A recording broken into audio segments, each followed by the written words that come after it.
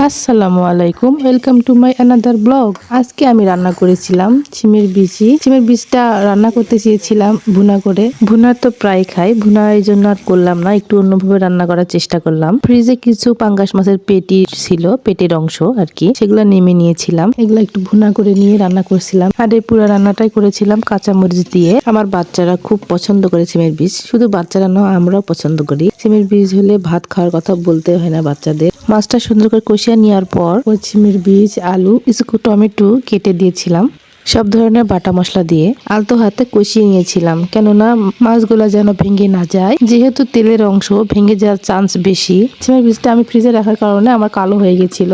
আমি এটা আগে থেকে সিদ্ধ করে রেখে দিয়েছিলাম, এটা আমার বাবার বাসা থেকে আনা সেই সিমের বীজ। তারপরে এই যে কষাই নিয়ে পানি ঢেলে দিলাম, পানি শুকিয়ে এলে ঠান্ডা করে নেমে নিব। রান্নাটা এত মজা হয়েছিল বলার বাহিরে। আপনারা অবশ্যই একদিন ট্রাই করে দেখবেন।